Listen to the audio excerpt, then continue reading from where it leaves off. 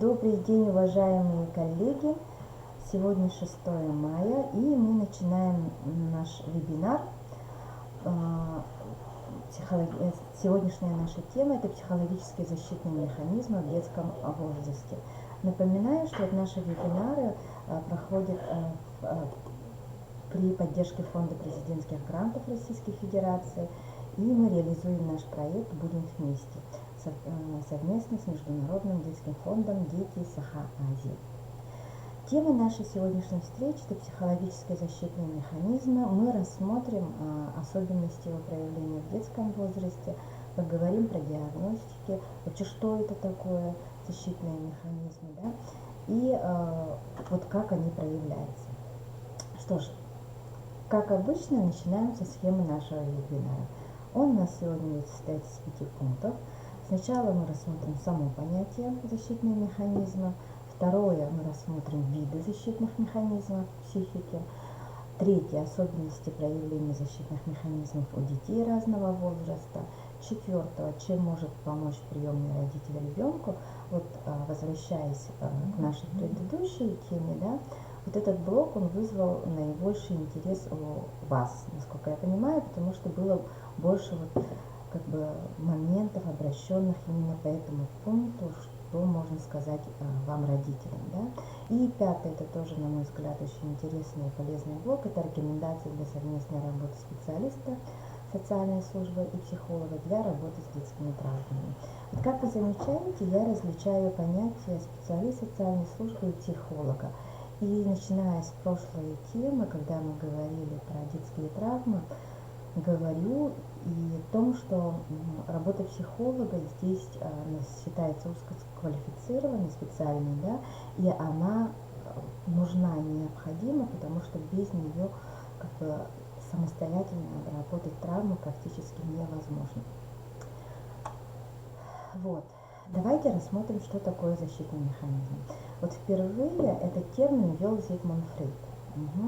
Соответственно, сами защитные механизмы психики, они очень активно изучаются в глубинной психологии. Естественно, сейчас в 21 веке мы видим симбиоз разных направлений, да, и не только в глубинной психологии, но и в других направлениях.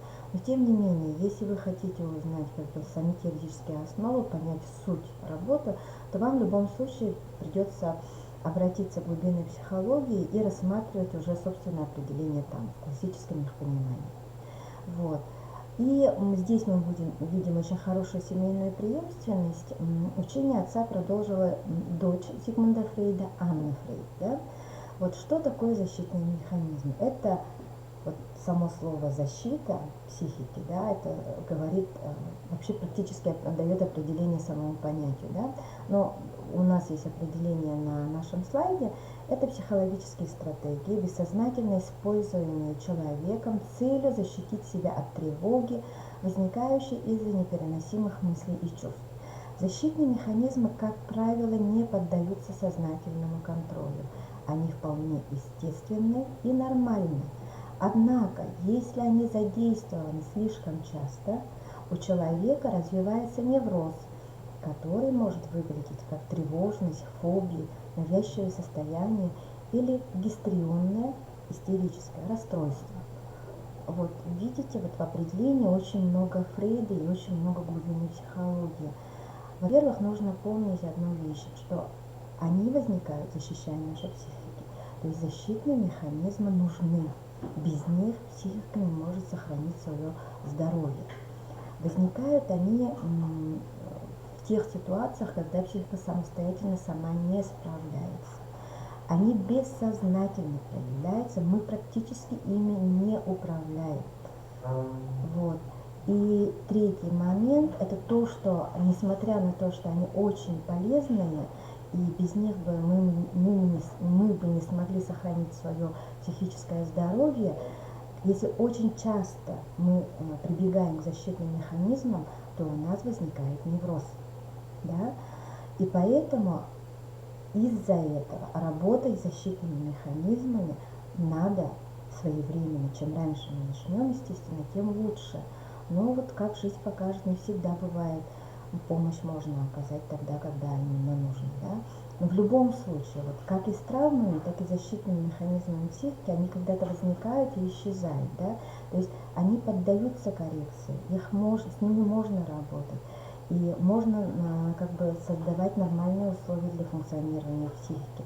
И наша с вами задача, чтобы ребенок не закрывался защитными механизмами, да, а действительно функционировала его психика полностью, да, не просто были защитные реакции на ненормальную ситуацию. Ну что ж, три ключевых момента я вам сказала. Это бессознательность, это то, что она защищает нашу психику, они полезны. И третье, несмотря на это, они не должны быть долговременными, они должны появиться и исчезнуть, да. Впервые, чем это чревато, Фрейд говорил, что неврозами, да. Вот. И если вы хотите узнать, но это действительно очень интересная тема, если вы хотите узнать, то обратитесь, во-первых, к самому Фрейду и его дочери Анне Фрейд. Вот Анна Фрейд очень много сделала именно по защитным механизмам в детском возрасте. Угу. А Зигмунд Фрейд, в принципе, у него было как бы возрастных таких моментов не было, но и с детьми он работал много, мы с вами это знаем. Ну что ж, следующий наш слайд, вот как оно возникает, да, вот посмотрим вообще, почему в иных случаях возникают защитные механизмы, в иных случаях нет. Вот защитные механизмы, они есть у всех. Это признак того, что наша психика функционирует, что она здорова и что она может себя защищать, да. И на самом-то деле защитных механизмов и у взрослого человека, и у человека, который не испытывает стресс, да, то есть и тот, который живет в ненормальных условиях, они есть всегда и везде. Любая тревога, любое какое-то новое состояние, какой-то стресс, оно порождает за собой как бы включение механизмов защиты, да. Но дело в том, что когда мы возвращаемся в нормальную ситуацию, этот защитный механизм, он как бы исчезает. Но, а если это глубокая рана, которая затронула базисные моменты, вот мы об этом еще поговорим, то тогда у нас механизм, он может как бы остаться, защищать нашу психику достаточно надолго и глубоко и привести как бы к необратимым последствиям. Да? Но что тогда должно быть для того, чтобы у нас появилась защита? Это какая-то стрессовая ситуация или какая-то, может быть, даже новая ситуация, которую организм воспринимает как стресс. Вот. И у нашей психики нету пока как бы опыта, скажем, приемов для того, чтобы реагировать так, как он обычно реагировал, да, то есть нормальным способом. И наша психика воспринимает текущую ситуацию как ненормальная, она не знает, как на это действовать, и начинает защищаться. Вот с этим все достаточно просто, да. Зачем ему нужно защищаться, да, вот при каких условиях возникает этот механизм, да. Вот тут у меня опечатка, извините. Возникновение угрозы целостности личности, а Фрейд еще говорил достоинства человека. Вот. И, для ребенка вот, очень часто говорят, вот Анна, это ее слова, это поддержка нормального психологического статуса. Если это ситуация стресса или новая ситуация, которая воспринимается нашей психикой как угроза для нашей целостности или нашему достоинству, да, то и она как бы кидается его защищать с помощью различных механизмов. Вот. И вот эти ситуации, они бывают внешние стрессовые факторы, так и внутренние страхи и тревоги, да.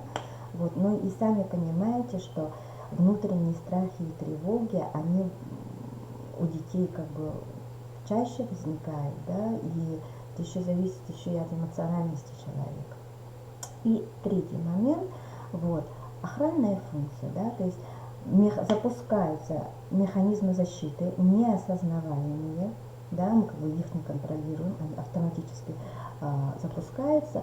И вот смотрите, каждый механизм защиты, мы сейчас их перечислим, да, не все, к сожалению, вот, они опираются на разные когнитивные процессы. Что такое когнитивные процессы? Это вот внимание, память, мышление, да, ощущение, восприятие, вот это и называется когнитивные процессы.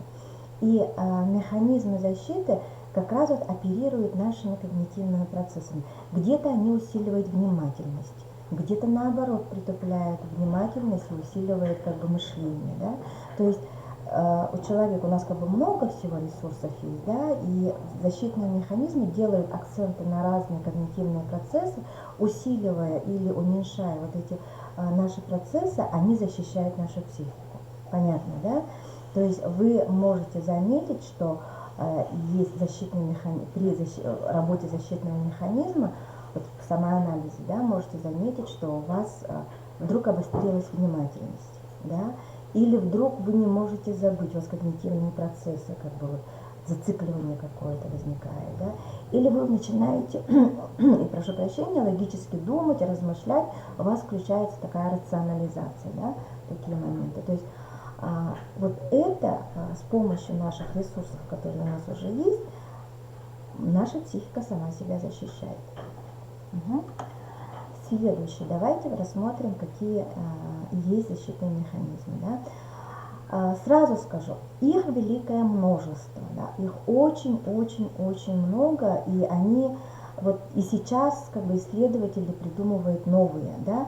И нету классификации, которая бы смогла бы объяснить и определить как бы все защитные механизмы. Но вот я остановлюсь на таких базовых вещах. Вот. Первый механизм, вот сам Зигмунд Фрейд описал 4 механизма, они на самом-то деле основные, а потом уже как бы идут производные от них. Да? Первый защитный механизм, который расписал Зигмунд Фрейд, это вот он у нас на фотокарточке, да, это вытеснение. Угу. Вытеснение – это в самом тоже слове очень хороший, удачный перевод, да. Наша память вытесняет, и мы как будто бы забываем моменты, которые нам неугодны, да, это чувство вины, чувство страха, да. То есть возникают некоторые провалы, и мы не хотим это увидеть. Угу. Очень часто у детей это бывает, что вытесняются, но это помогает как бы в той самой на короткие моменты, но в долгосрочной перспективе, да, вот если рассматривать всю жизнь, весь антагонист человека, то вытеснение здесь, к сожалению, не есть хорошо, потому что мы не знаем, оно не исчезло, оно просто вытеснилось из бессознательного куда-то бессознательно. И мы не знаем, когда оно просто появится, при каких условиях, да, и может напомнить о себе. Это будет разрушительно для нашей психики. Вот.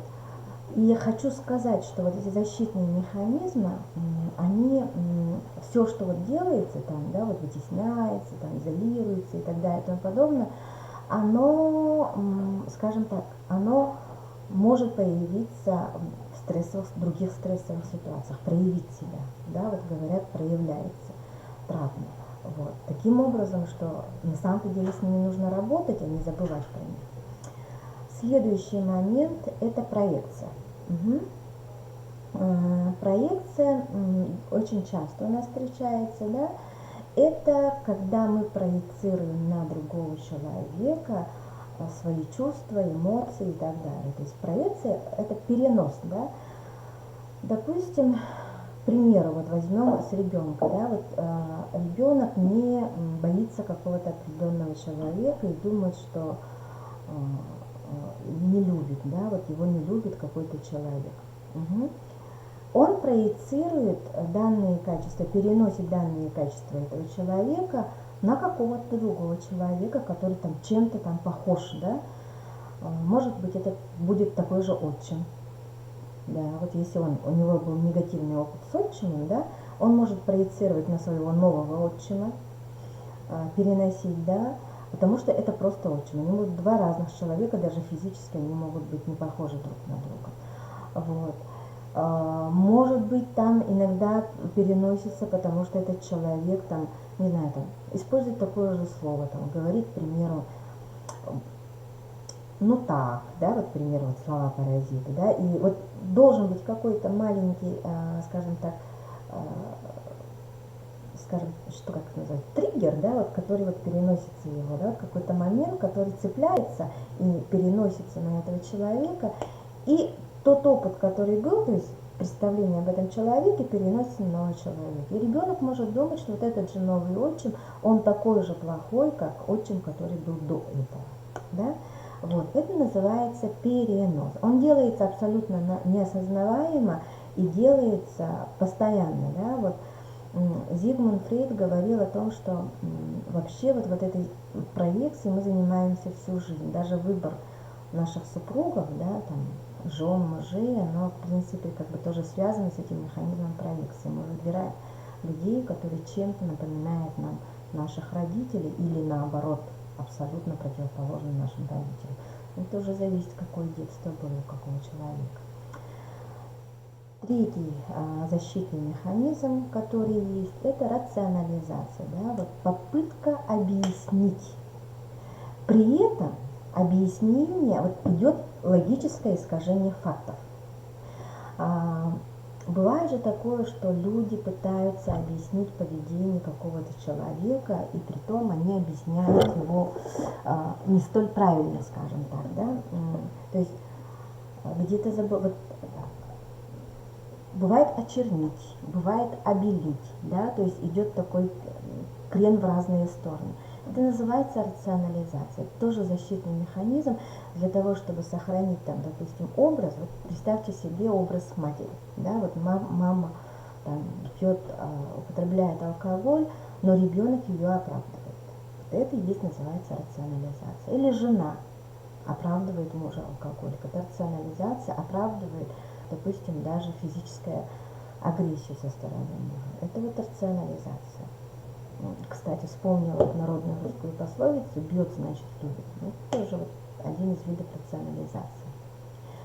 Сублимация, но сублимация, или по-другому Фрейд его называл замещение, это, знаете, это позитивная энергия, скажем так, да, когда невозможно реализовать какую-то одну энергию, допустим, и тогда оно сублимируется в другой. Вот все творчество, которое есть, да, вот Фрейд считал, что это сублимация.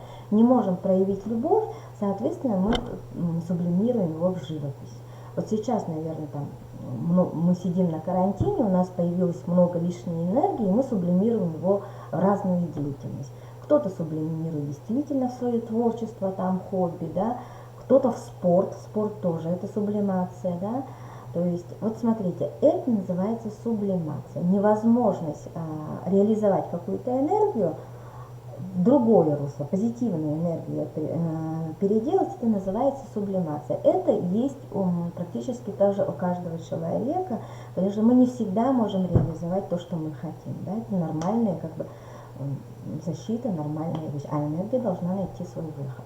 Вот 4 основных защитных механизма, про которые говорил Зигмунд Фрейд, да? А на фотокарточке снизу это его дочь Анна, тоже красивая девушка, вот. Но у нее тоже очень много, вот в своей монографии она расписывала 15 защитных механизмов, но я не стала все это как бы расписывать, потому что сейчас как бы даже вот учение Анны Фрейд дополняется, немножко меняется, да, и, естественно, как бы сегодняшние знания, они немножко отличаются от того, что было во времена Анны Фрейд. Окей, смотрим.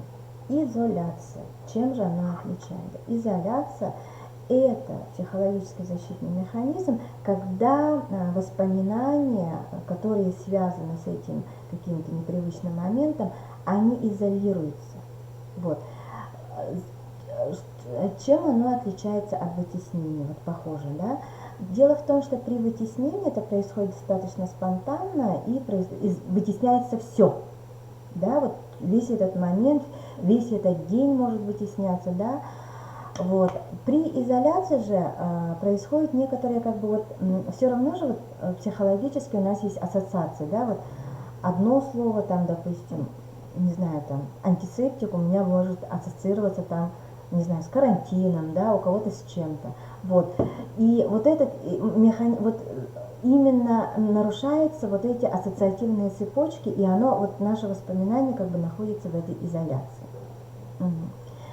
Вот. То есть чуточку как бы по-разному. Не все оно вытесняется, а вот вокруг него как бы поле, оно как бы уничтожается, да. Следующий момент это давайте вот скажу про изоляцию, уничтожение, да. Вот. Но уничтожение это,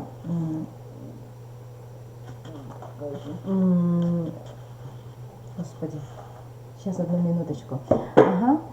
Ага. Уничтожение это уничтожение событий, которые было до. Угу. И ее отличительная особенность заключается в том, что уничтожается не только само, вытесняется, забывается не только само состояние, да, а уничтожается то, что событие, которое было до этого момента, плохого момента, да, и, соответственно, исчезает вот это само понятие. И как бы вот после, что было, человек помнит, а что до этого события, травмирующего события было, человек не помнит. Вот. Следующий момент – это интроекция. Интроекция – это внутреннее представление того, что человек делает. Да, вот сам этот термин. То есть вот у детей тоже так бывает, интроекция, они не видят то, что было на самом-то деле, вот реальности, да, они видят только свое представление об этом явлении. Вот если вспомним фильм, помните, было, сейчас я просто пересматриваю фильмы про Великую Отечественную войну, так как очень много их показывают, да, и фильм, где отец защищает своего ребенка, маленького, дошкольного возраста, от ужасов концлагеря и преподносит это в виде игры. Вот видите, у него интроекция ребенка. Ребенок не воспринимает реальную ситуацию концлагеря, ребенок воспринимает ту картину, которая у него есть. Это называется интроекция. Очень часто так бывает у детей, когда, там, допустим, родители бьют ребенка, ребенок не воспринимает реальную ситуацию, то, что бьет, а ребенок воспринимает вымышленное свое представление об этой ситуации. Преобразование. Преобразование это может быть не только позитивное преобразование в позитивную энергию, да, вот того, что я не могу реализовать. Преобразование может быть как бы и в негативный момент, да. Борьба я с самим собой. Это тоже Анна Фрейд говорила, она связывала это тоже с детьми, но вот я у детей нет, да, оно не сформировано. И Анна Фрейд говорила, вот в этом и есть особенность детских защитных механизмов, потому что я-то у детей нету. Вот. И вот это, так как нету я, оно, борьба идет не в плане как шизофрения, да, вот это я такая, я другая, да, компонента, а борьба я с самим собой иногда возникает как бы полная как бы ненависть к себе. И последний механизм, на который тоже вот Анна Фрейд останавливалась, это регрессия, да, это возврат к своему раннему детскому поведению. Тоже очень часто возникает. К примеру, если ситуация там острого стресса, люди могут вести себя как маленькие дети, плакать, истерить, да. Маленькие дети могут вести себя как бы, ну, меньше по возрасту, да. Вот это называется механизм регрессии. Это все защитные механизмы. Теперь вы понимаете, что невозможно так жить. Вот если мы начнем их расписывать, да, потому что это будет ненормальное видение, адекватное восприятие видения мира и адекватная реакция на него. Это все-таки изменение окружающего мира. А если человек ведет себя не соответственно тому, что какой есть внешний мир, то, естественно, это будет ненормальная ситуация, ненормальная для самой психики. И поэтому защитные механизмы не должны, долго человек, психика не должна к ним обращаться. Так, давайте рассмотрим особенности проявления защитных механизмов психики у детей. Что же здесь есть особенно? И у детей самая главная особенность до полутора лет, Фрейд, мы вспоминаем стадии развития Фрейда, да, должно сформироваться базовое чувство доверия к миру. Вот. Оно формируется с помощью родителей и мамы в первую очередь, да, вот с помощью мамы. Почему это вот, если нарушается связь с мамой, там, допустим, брошенный ребенок, да, в доме ребенка, и у ребенка нет базового доверия к миру, то это очень затрагивает глубинные пласты, это вот самая основа, которая должна быть у человека, да. Человек должен доверять миру, чтобы взаимодействовать с ним. Если человек миру не доверяет, то человек не будет с ним взаимодействовать, он будет закрываться от этого внешнего мира. Угу. И, естественно, этот человек не социализируется, и он не будет как бы нормальным элементом нашего общества, человеческого. Вот. И вот это базовое чувство доверия к миру, если она обманывается, вот травма в этом, да, то возникают разные защитные механизмы. Вот. Почему это очень важно, чтобы базовое чувство доверия к миру было, да? Потому что выживание ребенка зависит от отношений, от его взаимоотношений со взрослым человеком. Это эволюционный механизм, он на уровне инстинктов. Ребенок не может, маленький ребенок, новорожденный, да и вообще практически до 18 лет, он не может в нашем обществе выжить без взрослого человека. И если когда нет вот этого поддержки взрослого человека, то, естественно, он не выживет, да, вот в этом мире. И поэтому это очень важно, чтобы защитный механизм, вот, то, что вот ребенок биологическое, первое, если у меня с биологическими родителями, у него не дает базовое чувство к миру, порождает у него очень много защитных механизмов. Вот это надо помнить, да, и все это связано с базовым чувством доверия к миру, и мы с детьми, с приемными детьми, когда будем общаться и работать, да, и принимать с ними, то мы увидим вот этот момент, что у них нет базового чувства доверия к миру. Если в более позднем возрасте это возникло, то еще можно как-то работать, а с маленькими детьми нужна очень как бы ювелирная работа. Второй момент, который нужно помнить, механизм, который лежит, это импринтинг, да? Вот откуда ребенок вообще маленький, ну, любой человек, рождаясь, он знает про защитные механизмы психики, да? Есть врожденные моменты, сосание, да, там, допустим, уворачиваться от луча света, ходить, вот какие-то вот эти рефлексы, да, это все защита, на самом-то деле защищает нас, наше здоровье, нашу психику, чтобы мы росли здоровыми. Но есть такие достаточно психологические, социальные вещи, да, вот это у ребенка, даже у младенца, да, происходит этому он научается у взрослых, которые его окружают. Угу. Вот. И у него первые вот эти импринтинги у него возникают, да, вот когда дети копируют взрослого человека, и у него как бы вот и ребенок берет вот защитный механизм у них. Если уже у него нету взрослых, которые брать, да, вот понимаете, что у него опыта вот импринтинга мало получается, да, вот. И третий момент, к которому мы потихонечку перешли, это то, что защитные, вот, уровень защиты зависит от нашего опыта, скажем так, простыми словами, да. Соответственно, ребенка опыта мало, и уровень защиты у него низкий. И поэтому ребенок больше склонен к невротизации. Вот. А теперь скажу такие нормальные вещи, которые можно как бы нас успокоить, да. Ребенку не важно, кто рядом с ним находится, биологический родитель или другой родитель.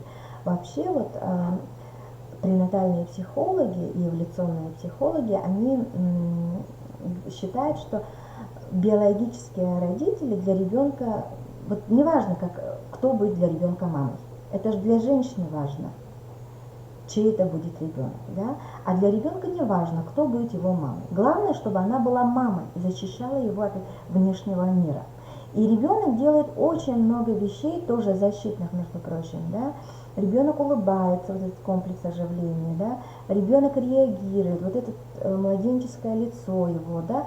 Все это направлено на то, чтобы ребенок привязал к себе взрослого человека. Угу. И, соответственно, если ребенок у нас как бы отказной, биологическая мама от него ушла, это ни о чем не говорит. Если другая женщина возьмет к себе этого ребенка и будет защищать его, то она будет для него мамой. И у ребенка будет импринтинг именно с этой женщиной. Понятно, да? Не обязательно с биологической мамой. Вот даже то, что ребенок хочет кушать каждые 2 часа, это тоже зависит на самом-то деле от наших эволюционный механизм, зависит, напрямую связан с нашими гормонами удовольствия. Вот оказывается, когда вырабатывается молоко, и женщина кормит ребенка, то она получает от этого удовольствие. Но этот гормон держится в организме человека всего лишь 1,5-2 часа. И поэтому ребенок тоже через 1,5-2 часа хочет кушать, чтобы постоянно маму держать в эйфории. Понимаете, как оказывается хитро, да? Это тоже защита на самом-то деле. Вот. Если же ребенок находится в детском доме или в каком-то учреждении, да, в больнице, то у него все равно должно быть зависимость, у него должно быть импринтинг. И дети находят к себе значимого взрослого из тех, кто их окружает. Это могут быть там воспитатели, педагоги, да, то есть ребенок в любом случае кого-то выбирает. Это тоже эволюционный механизм, с которым у него будет связь, и у которого он будет учиться этим защитным механизмом. Вот. Ну, наверное, поэтому как бы вот педагогические как бы навыки, качества, да, воспитателей, которые работают в детских учреждениях, вот, очень важны, потому что вот и дети из нормальных, как бы из полных семей, которые идут в школе, а в школе они находят себе значимого взрослого, или даже в детском саде, они тоже у него учатся. И если это будет человек, допустим, достаточно хорошо развитым педагогическими качествами, профессионально важными, да, то научить им ребенка может многому. Вот. И опыт. Вот. И ребенок наращивает как бы опыт, то есть видите, да, чем дольше ребенок будет как бы жить, видеть там взаимодействие с миром, у него будет накапливаться опыт, и у него будет развиваться, как бы будет много вот этих защитных механизмов. Вот почему очень важно ребенка не закрывать. Да? Ребенок, вот, чем больше людей с ними общается, тем больше у него будет механизмов и опыта. И очень важно, поэтому, когда тоже берутся приемного ребенка, естественное стремление приемных родителей оградить ребенка. Там, не лезьте ребенка, не учите ребенка, не консультируйте ребенка, все хорошо, все хорошо. Но вот смотрите, да, на самом-то деле это не есть хорошо к любым детям, в том числе и приемным детям, потому что чем больше контактов у ребенка, да, вот, социально нормальных контактов ребенка, то, соответственно, у него будет больше опыта, и у него будет больше инструментов, чтобы противопоставлять и защищать свою психику, да, вот, и поэтому это очень важно, такой момент. Угу. Так, что вот есть два полюса, от которых, которые тоже являются вот для детей, ну, которые вот включают вот эти механизмы, да, защитные механизмы. Первый полюс – это эмоциональное отчуждение. Второй полюс – это эмоциональный симбиоз, это вот гиперопека. А второй – это отчуждение. Да? Вот смотрите, что происходит в эмоциональном отчуждении. Ребенок начинает сам себя стимулировать. Ребенку, вот я говорила, да, ребенку очень важно, чтобы у него была связь с каким-то взрослым человеком. Это заложенный нашим филогенезом защитный эволюционный механизм. Без этого ребенок не выживет в этом мире. Ему это обязательно нужно. А если нет эмоциональной связи, мама там эмоционально холодная может быть, да, или мама бросает ребенка, куда-то исчезает, не обращает внимания на ребенка, да, ребенок растет как трава в поле, вот в социальных семьях очень часто так бывает, да, то начинает, вот можно увидеть такие вещи, как самостимулирование ребенка. Угу.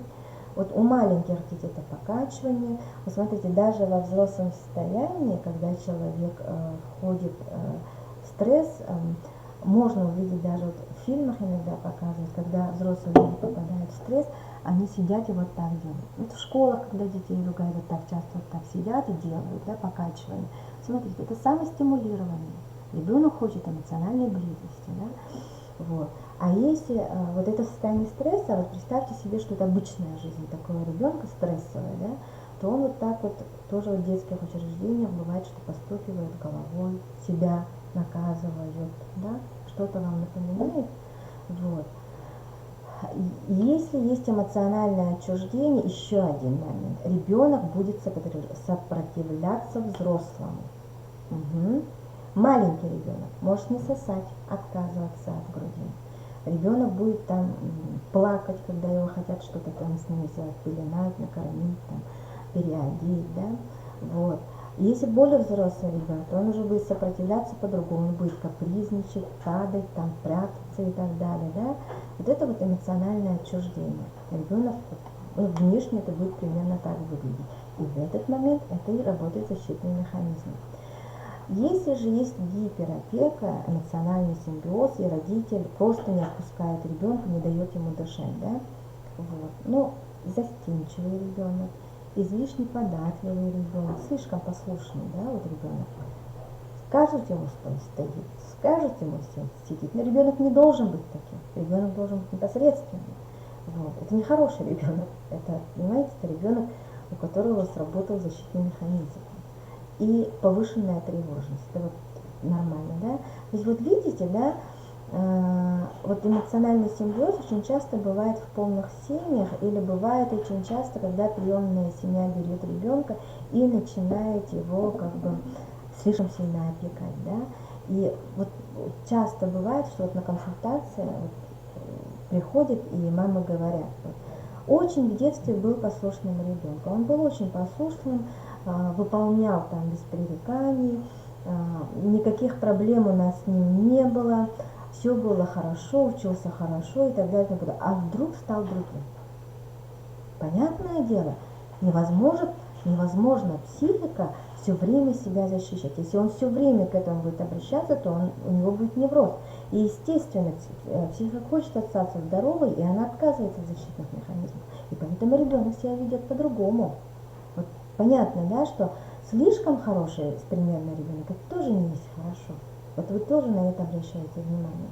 Это вот внешнее проявление, которое мы можем видеть при двух ситуациях отношения со взрослыми, когда у нас у ребенка включаются защитные механизмы. Угу. Идемте дальше. Вот. Давайте смотрим, да. Вот это слайд с прошлой темы у нас, да, вот смотрите. Я вам говорила, как может проявляться вот эта психотравма, да. А психотравма это напрямую связано с защитными механизмами. Вы теперь понимаете, да? Возникает психотравма, и для того, чтобы сохранить здоровье, мы сразу защищаемся разными способами. Вытесняются, проецируются, сублимируются, рационализируются, регрессируются, да? Но делается все, что было угодно, но чтобы психика этот момент пережила. И вот смотрите, когда ребенок приходит из изъятия семьи в детском доме, он, понимаете, он в состоянии тревожности, вот напряжения находится, он пока как бы не реагирует, скажем так, да. Он идет в приемную семью, у него период адаптации, тоже очень послушный, хороший ребенок может быть. Но когда он чувствует себя в безопасности, тут-то защитные механизмы и уходят. Притом, заметьте, у нас прошло какое-то время, определенный промежуток времени, некий опыт наработался, и он чувствует себя более уверенным, да, и, соответственно, у него снимаются вот эти защитные механизмы. Снимаются защитные механизмы, и мы видим проявление психотравмы, какое оно было на самом деле, да, вот. И нельзя здесь подавлять, здесь нужно обязательно работать со специалистами, вот. Вот я напоминаю просто вот эту схему, да, угу. Так, смотрим. Угу. Какие защитные механизмы бывают у разных детей, ну как бы у детей разного возраста, да? Ну, в младшем возрасте это регрессия. Угу. Защитный механизм это регрессия. Вот смотрите, дети начинают вести себя как маленькие дети. Ну, допустим, писают в постель, да, начинают сосать палец большой, возвращается вот после болезни, там, допустим, соматической болезни, дети начинают сосать пустышку или сосочку, да, вот это регрессионный механизм защиты, да. Была ненормальная ситуация, допустим, какая-то болезнь, там, ОРВИ, грипп, да, и ребенок, как бы, психика для того, чтобы справиться, возвращается к регрессу. Очень часто у маленьких детей дошкольного возраста это можно увидеть. Вот. Отрицание. Дети отрицают и не говорят об этом. Вот недавно вот у меня, как бы, это была не консультация, ребенок моих знакомых очень хочет собаку. Угу. в квартире это невозможно, и ребенок отрицает. Да, отрицает то, что он хочет собаку. Угу. Вот. Но при этом он очень хочет собаку. Угу.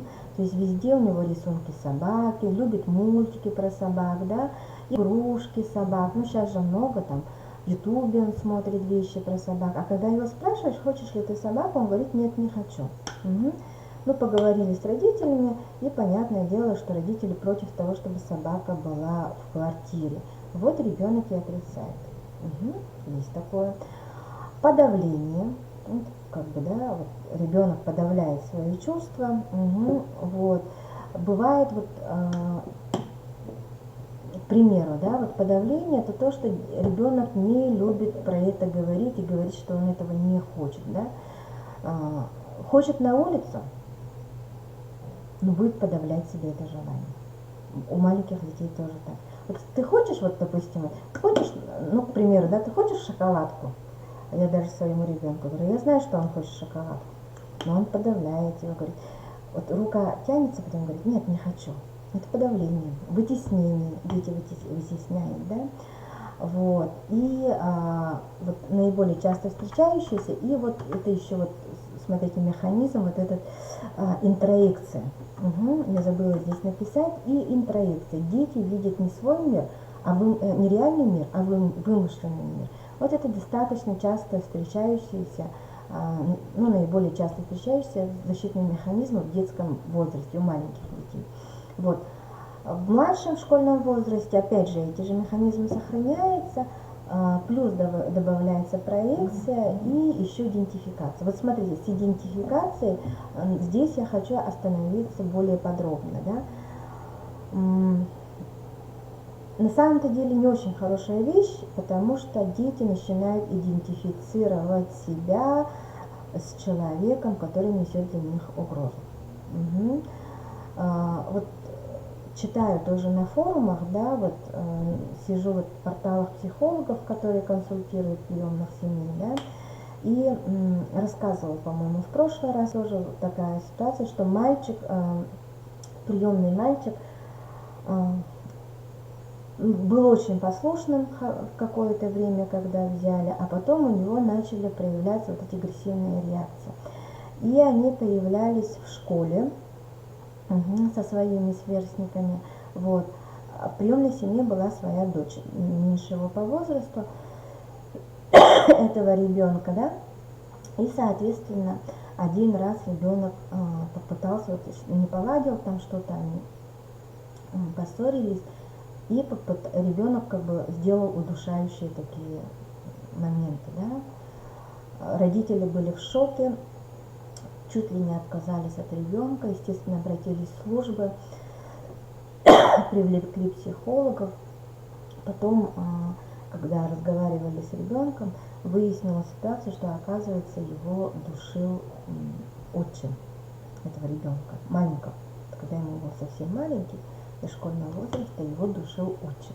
И он вот этот момент как бы копирует. Угу. Вы смотрите, идентификация, когда дети начинают копировать людей, которые несут ему угрозу. И поэтому они становятся агрессивными, они могут курить, они могут драться, они могут, дети, которые изнасилованы, допустим, сексуально, повторять вот эти характерные движения, да. То есть зачем это делается? Это делается для того, чтобы совладать вот с этим страхом. Угу. Расскажу потом. Вот, еще подробно остановлюсь, на самом-то деле это страшная вещь, но ее можно использовать для того, чтобы этот механизм, вот этот защитный механизм на самом-то деле побороть. Вот, дети подросткового и юношеского возраста, у них уже сформирована практически я-концепция, да, и у них есть весь спектр защитных механизмов, которые есть у взрослого человека. Тут и рационализация, и борьба, и сублимация, и все. Угу. Вот. Следующее, вот тоже, да, вот статьи, исследования, которые проводились, были опубликованы в научных статьях, да, вот Болби и Бразлтон исследуют детей там, ну, совсем малышей, 1,5-2 года, выявили такие защитные механизмы. Да? Это защитная агрессия на маму. Вот мама, когда бросает и уходит, вот, к примеру, да, то возникает некоторая агрессия. Вот дети там, допустим, бросали маму, били маму в лицо, кусали маму, если они там были груднички, да. Вот это защитная агрессия, чтобы мама не ушла, они ее наказывают так. Регрессия, как отказ взрослеть, да. То есть они говорили, лопотали, как маленькие дети. Вот, по идее же речь должна развиваться, вот они сосали, раскачивались, и еще вот это проявлялось у них в языке, да. То есть они говорили как маленькие дети, не проговаривая звуки. Вот. Избегали родителей как защитный механизм. Вот это вот сплошь и везде рядом возникает. Вот они исследовали это приемных детей.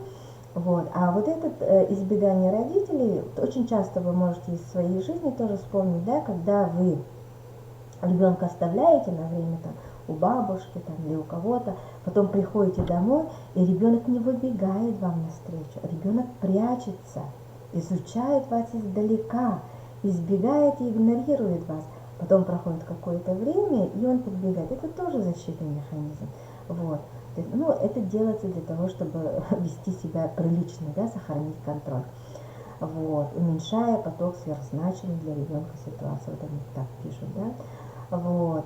Ребенок испытывает тягу к матери, вот когда мама возвращается, да, и бегает хвостиком, не отпускает маму. Бывает же такое, да. Вот. Бардашевская изучала детей чуть старше, с 3 до 6 лет, да. Вот она выявила, что в детских домах формирование у детей формируется привязанность к замещающему взрослому. Притом они, если работников там, допустим, много, они выбирали себе там один-два человека, ну вот как родители, да, вот пару выбирали и к ним привязывались. Вот. И еще у них были стереотипные с предметами, да, и стереотипное взаимодействие с предметами. Вот. И смотрите, очень значимо это то, что у них возникает эмоциональная связь с другими детьми. Вот про это исследование, про это я читала и в других исследованиях, там более полно было раскрыто. И смотрите, да, оказывается, у детей, которые уже до подросткового возраста живут в детских учреждениях, да, и у них не в семье растут, да, для них значимым человеком становится не взрослый, меняется, да, и для них становится значимым человек их возраста, их сверстник. И для этих детей, вот как бы понятие авторитета взрослого, который вот прямо с ранних детства у нас остается, да, у них нет, у них важно то, что им скажут взрослые люди. Вот. И поэтому вот этим детям, которых их берут как бы в семью, родители не авторитет, авторитет, скорее всего, как бы их дети этих родителей. Вот видите вот механизм, да, как можно с ним взаимодействовать.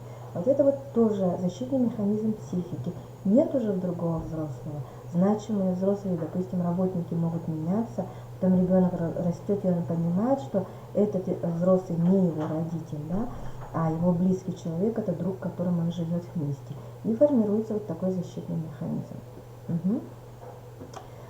Вот. Ну что ж, какие есть рекомендации для работы? Смотрим, для совместной работы. Первое, нужно помнить о том, что защитный механизм не проявляется в одном виде, да, то есть не бывает просто проекции. Они всегда проявляются как симптомокомплекс, то есть это может быть несколько: вытеснение, сублимация, проекция, да, допустим, проекция, рационализация и еще что-то, интроекция, допустим, да, то есть есть несколько механизмов разных, и когда мы с ними разговариваем, вот как специалисты-психологи, нам просто нужно как бы понимать, что здесь может быть не один, а несколько защитных механизмов. Вот. Смотрите, защитные механизмы можно отработать только тогда, когда психика чувствует себя в нормальной ситуации. Вот если ситуация стрессовая, допустим, в приемной семье, защитные механизмы при всем вашем старании они не исчезнут, потому что психике нужно защищать. И поэтому это нормальная как бы вот ситуация, норма для психики, она должна быть. Вот. И необходима помощь специалиста, вот в прошлый раз мы этим закрылись, да, и психологическая поддержка окружения. Сейчас это очень важно, потому что связано с предыдущим моим утверждением, да, что должно быть чувство безопасности. Чувство безопасности должно быть не только в кабинете психолога, да, а оно будет, вот если оно будет и в семье, то, естественно, вот психологические защитные механизмы, с ними можно отработать. И смотрите, что означает отработка защитных механизмов психики. Это осознание того, что это была психотравма ребенком, да, вот, работа с ним и, соответственно, стремление не защищать свою психику, а воспринимать мир таким, какой он есть. Возникновение некоторой уверенности в себе, самооценки, ресурсирования и так далее, да, то есть и оно связано как бы с уровнем развития в целом ребенка тоже, вот это нужно помнить, да, вот. Теперь возвращаемся, идем к диагностике. Самая главная диагностика – это наблюдение. Второй момент – это наблюдение. Вот смотрите, если у вас возникает, ну, у каждого ребенка, который приходит в приемную семью, это априори понятно, что были стрессовые ситуации, и априори понятно, что есть защитные механизмы. Да? Вот наблюдать нужно в разных ситуациях, чтобы понять, где же есть, какой же есть защитный механизм, где он есть, и понять, и чтобы уяснить, с чем оно связано. Да? Вот, откуда вот этот защитный механизм появился. Потому что мы понимаем, что есть психотравма, да, и, соответственно, должны понимать, что за психотравма, чтобы вот это как бы обсудить, отработать вот эту саму психотравму, да. И поэтому наблюдение рекомендуется делать в разных ситуациях. Дома, в школе, да, с друзьями и так далее. Вот. Тут не означает, что это должно быть включенное наблюдение, то есть вы с ребенком бегаете, да, вот по жизни и за ним наблюдаете, да. Здесь можно сделать как бы вот, знаете, как структурированное наблюдение мы же делаем, там бланки, да, вот, потому что как он себя, агрессивность, вот в играх, как себя ведет и так далее, да, чтобы они запомнили. Вот в прошлом году мы делали разработку для методические комплексы по диагностике суицидального поведения ребенка, да, и как раз мы вот там, методическое объединение психологов нашей республики Якутия, вот как раз было наблюдение и с разных точек зрения. Вот горизонтальное наблюдение от сверстников, вертикальное наблюдение и даже наблюдение снизу, если есть там сиблинги, да, родные. Вот. Рисуночные тесты. Вот метод серийных рисунков – это очень хорошая вещь. Можно как бы нарисовать рисуночные тесты. Да? Вот смотрите, здесь в защитных механизмах очень часто мы можем как бы очень хорошо работать всякие проективные методики, да? Потому что механизм проекции. Ребенок защитный механизм неосознаваемый, и поэтому он не будет говорить, да, у меня такой-то защитный механизм, да, естественно, он просто этого не понимает. И поэтому нам нужно опосредованно через какие-то моменты, в том числе и через рисуночные тесты, узнать, какой же у него есть защитный механизм. Вот метод серийных рисунков, это вот отдельная такая есть методика, метод серийных рисунков тоже очень хорошая вещь. Третий блок, который можно выделить, диагностика, это метод моделирования. Он работает с детьми разного возраста. Вот если это маленькие дети, там можно, если бы я был сказочным персонажем, если бы я был волшебником, ребенок продолжает вашу фразу. Там дети повзрослее, мой любимый фильм, мой любимый герой, чем он нравится, чем он не нравится, какие-то вот моменты есть, да, вот смотрите, здесь тоже приведу пример из одного опыта психолога, который на портале был, да, вот, там она описывает случай, чтобы если бы я был волшебником, что же он там говорит, если бы я был волшебником, то у меня я была бы кошкой. Девочка, по-моему, говорила. Если бы я была волшебником, то я была бы кошкой. Ага, и что ты хочешь? Что ты забудешь, кошка, спрашивает психолог, да? Я была бы кошкой и жила бы со всеми кошками вместе. Вот. И что бы вы делали? Где бы вы жили? Да, вот спрашивает уточняющие вопросы психолог. Вот, мы жили бы там в подвале, как все кошки, рассказывает ребенок. Вот, и говорит, но я была бы самой красивой кошкой. и все кошки бы меня слушались. А вот это уже психологический момент, да? И психолог дальше спрашивает, почему бы они тебя слушались, чем бы ты отличалась от других кошек, вот что тебе было бы особенного. Девочка отвечает, я была бы самой красивой, у моей кошки было бы много нарядов, у моей кошки было бы много там игрушек, и поэтому все кошки бы меня слушали, потому что они хотели бы играть с моими игрушками. Понятно, да, чего хочет ребенок вытесняет? И откуда корни растут вот этого состояния. Да, вот это, и психолог как бы говорит о том, что это на самом-то деле как бы из семьи. Семья хочет как бы материально ориентированного, хочет вот эти моменты, а возможностей нету.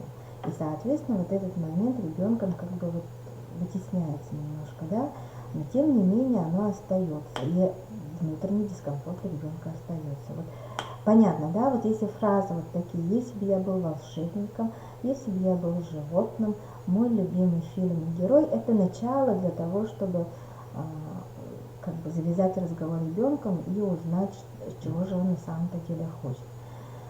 И дальше есть стандартизированные тесты, вот тест агрессивности, фрустрационные реакции, личностная тревожность, да, и так далее. То есть вот эмоциональное состояние, личностные особенности, они также говорят о том, что есть психологический защитный механизм.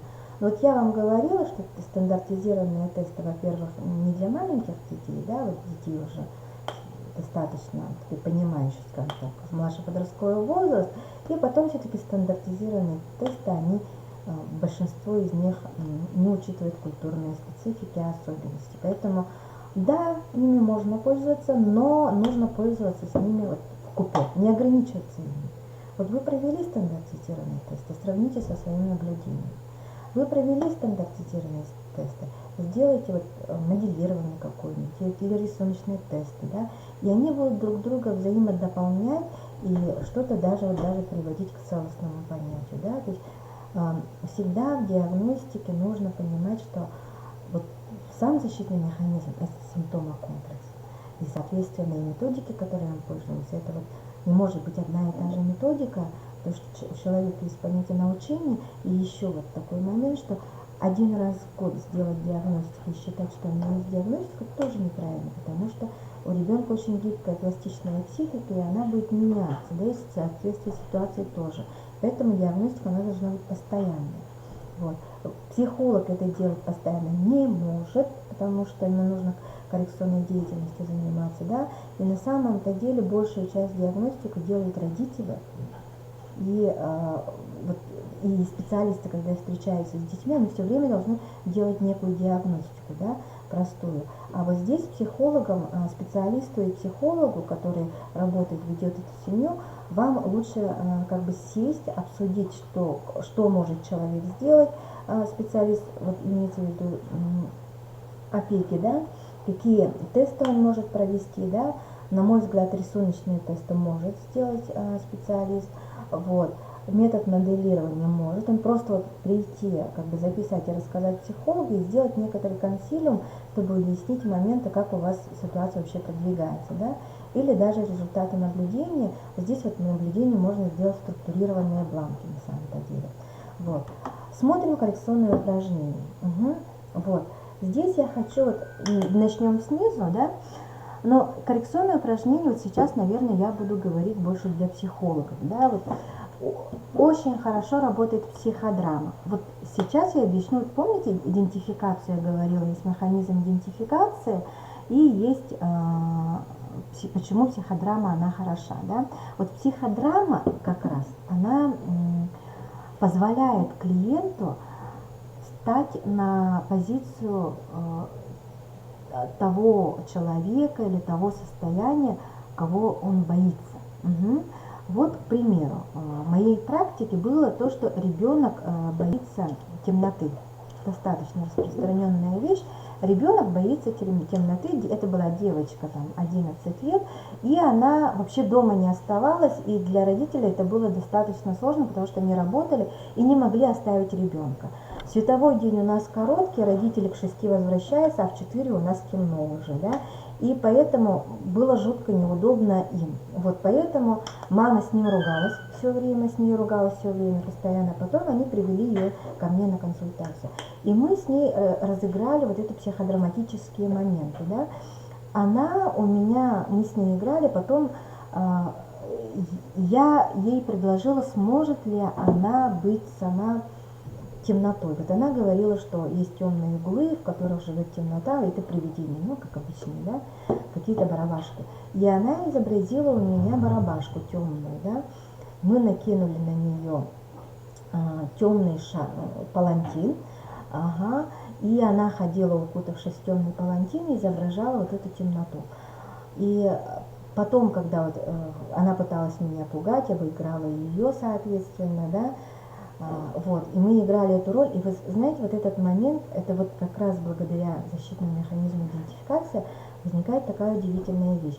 Ребенок, идентифицируя себя с этим плохим человеком или плохой ситуацией, берет как бы силу этого человека на себя. Он уже не жертва, он сам насильник. Понимаете, да? Он не слабый, он сильный. Вот в психодраме, вот в тот момент девочка у меня изображала вот эту темноту, она брала на себя силу. И потом она говорила, а я такая же. Вот, и она начинала объяснять вот эти мотивы этой темноты, начинала объяснять, что это такое, откуда она, почему она вот это боится, что есть это сама темнота, да? Вот. И, естественно, такие вещи нужно делать как бы психологу в безопасной среде, чтобы не было вот этих каких-то вот колебаний, да. Вот рассказывать очень долго момент, да, но вы понимаете, что вы как психолог, вот надо прочитать психодраму и все время следите за тем, чтобы это было в безопасной среде, да, чтобы маньяка не сделать из ребенка. Вот, чтобы было в безопасной среде, и вы все время это дело корректируете своими словами, корректируете своими как бы вопросами интересными, да, направляете ребенка. И вот этот механизм идентификации помогает девочке, в моем случае помог девочке справиться со страхом темноты, а у вас как бы на разных ситуациях страхи могут быть разными, вплоть до экзамена, да. Следующий момент, который хорошо работает, это сказкотерапия, потому что там тоже есть элементы как бы психодрамы, да, ролевой игры. И еще там есть понятие как бы ресурсы, да, и ресурсы не только личностные, а здесь ресурсы уже коллективные. Вот сказкотерапия тоже очень хорошая вещь, поэтому как бы можно пользоваться им. Вот, и анализ художественных произведений, фильмов. Можно анализировать фильмы, которые ребенок знает, кинотренинги, то есть, понимаете, да, есть анализ просто художественных рассказов, есть анализ, ну, опять же, вот эти метафорические карты и так далее, это все на самом-то деле художество, да, художественных объектов. Вот, то есть здесь очень много способов можно как бы выбрать, да, и здесь смотрите, что я хочу сказать, что групповая работа, она намного повышает эффект терапии. То есть хорошо работать индивидуально, но опять же, у нас же опыта должно быть много, да? Чем больше опыта, тогда тем больше вариантов поведения, естественно, да? И поэтому, если работать вот с такими психологическими травмами, если у вас будет группа, терапевтическая группа, то это намного быстрее как бы, и эффективнее будет справляться с ситуацией проблемной, да? Вот, потому что цель терапии это не только осознать и принять, а главное научиться новым вариантам поведения. Вы индивидуальная консультация только одно мнение, да, а когда там группа из 8, там 11 человек, соответственно 11 мнений, 11 вариантов будет озвучено. И поэтому это очень важно.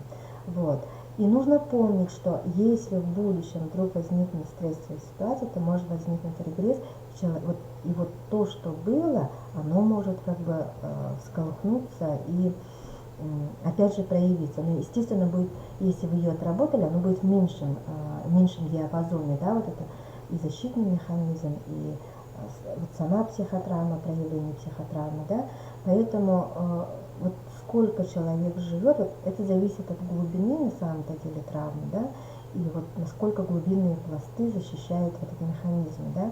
Чем глубже, тем сложнее с ними работать.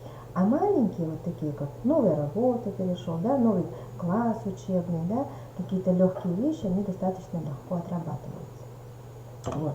Ну и напоследок, у нас уже время заканчивается, вот это советы родителям, да, это надо запомнить. Быть внимательными, научиться распознавать реакции ребенка. Причем нужно понимать, когда ребенок ведет себя, как бы действительно это его желание, мотивы, да, а нужно понимать, что ребенок это неосознаваемое действие, работает защитный механизм. То есть это такой субъектный подход, я бы сказала, психологам, да, субъектный подход к ребенку, а простым языком это надо быть внимательным, нужно просто знать, какой ваш ребенок. Вот. Второй момент. Научить ребенка делиться своими эмоциями. Вот этого не было, и поэтому ситуация усугубляется приемного ребенка. Да? И ребенка нужно научить делиться с эмоциями. Показывать нужно со своего примера. Я испугалась. Я была огорчена, но теперь я тебя понимаю. Сначала я была на тебя сердита, но когда ты мне объяснил, я понимаю, что ты хотел вот этим сделать. Да? То есть у нас себя как бы свои эмоции говорить, не скрывать. И при том, смотрите, ребенок-то будет ориентироваться, как взрослые друг с другом общаются. Если супруги скрывают эмоции свои друг с другом, то, соответственно, и ребенок так будет. Для ребенка это не есть комфортно. Повышать самооценку ребенка. Это тоже очень важно, потому что уверенность ребенка помогает справиться, проявиться сначала психотравме, да, а потом как бы выработать новую стратегию. Вот. Самооценка ребенка. Ребенок, если он хорошо сделает, его нужно все время хвалить. Если он плохо делал, то ему нужно указывать на его ошибки. То есть должно быть и хорошее, и плохое. Если говорить только хорошее, это не повышение самооценки. Это возникновение ложного образа про себя, да? А если мы ребенку говорим, что вот он плохо сделал, но он сделает это хорошо, это и есть как раз, вот ребенок не знал, сделал лучше, и это и есть повышение самооценки. Самое главное это для самооценки, то, чтобы вот я себя победила, я смогла чему-то научиться, я стала лучше, это значит повышает самооценку. Четвертый момент. Развивать творческие способности ребенка, потому что это сублимация, мы помним уже, да, ребенок будет как бы выражать свои эмоции в разных вещах, в том числе и в труде, и в спорте. Пятое. Играть с детьми и работать с ними вместе. Вот всегда в учебниках пишут «играйте, играйте, играйте». Но мы живем в республике Саха-Якутия, и у нас очень как бы без труда в наших условиях не выжить, да, и вот трудотерапия самая классная терапия на самом-то деле вместе. Совместная деятельность, не только игры, но и работа совместная. Труд это самое главное для того, чтобы было взаимопонимание, а потом уже делиться эмоциями, все здесь подтягивается. Поэтому не ленитесь, научите ребенка работать, это очень сложно, это реально вот нужно вот железные нервы иметь, но это очень важно, работать с ребенком вместе. И шестое, вот очень интересное, да, и на самом-то деле важно, про это не везде пишут, я там пролопатила очень много литературы, и только в двух как бы статьях, в одной статье и в одном портале нашла вот этот момент, да, сформировать у ребенка адекватное отношение к своему внешнему виду. Это очень важно для ребенка, потому что дети, во-первых, как бы для того, чтобы быть у них как бы экзистенциональности еще нету, они достаточно конкретное такое мышление, да, вот психологи вспоминают Пиаже, и поэтому вот внешность тоже конкретная вещь. И адекватное восприятие внешнего вида, нормальное, да, что не стесняться своего внешнего вида, да, как бы не считать себя супер красавицей или супер уродиной, да, вот это тоже очень важно для ребенка, поэтому вот про внешний вид тоже нужно говорить, что волосы красивые нужно подчеркивать, что вот это что-то хорошее, что нужно как бы там не сутулиться, ходить прямо, тогда будет очень красиво, да, вот такие вещи очень полезны для ребенка. Вот, вкратце родителям так, да, работаем вместе, во-первых, как бы узнаем про своего ребенка, наблюдаем за ним, да, знаем, какой на самом-то деле. Второе, работаем с ними, делимся эмоциями с ними, повышаем самооценку ребенка, не нахваливая его, а как бы чтобы он стал лучше, да, и развиваем творчество ребенка, и как бы не боимся обсуждать внешний вид ребенка и говорить то, что он красивый, уникальный, главное же уникальность в человеке, да, индивидуальность в человеке, и подчеркиваем такие моменты. Вот. А для нас с вами, специалистов, мы должны понимать, что симптомокомплексы проявляются, защитный механизм проявляется симптомокомплексами, их будет много, да, вот. Когда они в безопасности, они начнут сниматься, и у нас будет психотравма, мы увидим ее в таком ярком ее проявлении, да, и эти защитные механизмы, они как бы не исчезают сами по себе, просто вместо них должны появиться новые, которые как бы более адекватны, да, этой ситуации. Это зависит от опыта ребенка, и вот этот некоторый опыт, который они упустили в детстве, там, допустим, не было мамы, да, в самом младенчестве, то мы вот это дело компенсируем, да, вот. И психологическая поддержка очень, вот психологу здесь нужно работать не только с собственным ребенком, но и с приемной семьей, потому что безопасная среда должна быть в семье в первую очередь. Вот. Ну что ж, и в конце у нас домашнее задание. Вы должны ответить на вопрос, чем отличаются детские защитные механизмы психики от реакции взрослых. Угу. Это ваше видение, вы пишете ответы. И, дорогие мои, насчет домашнего задания, вот вы начали отправлять до майских праздников, да, а начиная с конца апреля вы что-то расслабились. Угу. Вот, поэтому не расслабляйтесь, у нас скоро закончится, как говорится, первый семестр, вот, и, соответственно, вам нужно, вот, не копите все на конец. Я надеюсь, что в июне месяце вы отправите все домашние задания, которые у нас и были в первом полугодии. Вот. Домашние задания у нас не очень сложные, это просто вопросы, в некоторых случаях рисунки. Мы с вами договорились, что если у нас нет приемной семьи или приемного ребенка, то это может быть любой другой человек, там ребенок или взрослый человек, который вам нарисует. Наша с вами задача, чтобы вы просто овладели техникой, вот попробовали на себе попросить нарисовать, да, и попробовали как бы объяснить, что же нарисовано на этом рисунке. Что ж, спасибо вам всем большое за внимание. Есть ли у нас вопросы? Угу. Немножко отвлекаюсь по техническим моментам, да? Сейчас, одну минуточку. Так. Угу. Нет, вопросов у нас сегодня нету. Ага. А здесь у нас вопросы есть, да? Так. Угу. Минуточку. Есть ли у нас вопросы здесь? Я посмотрю. Угу. Так. Уснера на связи, наш 6 сотрудников. Спасибо большое. Добрый день, Уснера. Так, тоже здоровается. Угу. Максуаловский детский дом и город Удачный на связи, но вопросов у нас сегодня нет. Если будут у вас какие-то вопросы, вы напишите, я в начале следующего вебинара могу вам ответить. Хорошо? Угу. Так, еще раз поздравляю вас с майскими праздниками. Не болейте, это очень важно. Вот, и встречаемся с вами в июне месяце уже. Угу. Всего доброго. До свидания.